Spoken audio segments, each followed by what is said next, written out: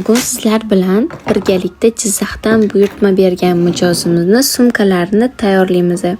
Ular menga rasm jo'natib, shunaqa ikki xil toshni aralashtirib yasab bera olasizmi deb so'radilar. Men ham ha yasa olaman deb bozorga borib toshlarni olib keldim va tayyorlashga kirishib ketdim. Bu sumkani tayyorlash uchun menga 2 kun vaqt kerak bo'ldi. Agar siz ham sumka to'qishga qiziqsangiz va qanday qilishni, narsalarni qayerdan olishni bilmayotgan bo'lsangiz, men sizni o'zimni offline master-klassimga taklif qilaman. Batafsil ma'lumot olish uchun profilimdagi master-klass aktualnisini o'qib chiqing. Video sizga yoqqan bo'lsa, izohlarda qo'l mehnatlaridan nimalarni yasay olishingizni yozib qoldiring. Profilimda undan ham qiziqarli ma'lumotlarni olishingiz mumkin. Obuna bo'lishni unutmang. Ha aytgancha, sumka chiroyli chiqdimi? 10 ballik sistemadan necha ball qo'ygan bo'lardingiz?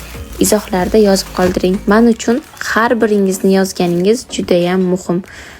Mijozimizning buyurtmalari ham tayyor. Endi uni pochtadan o'z egalariga yetkazamiz.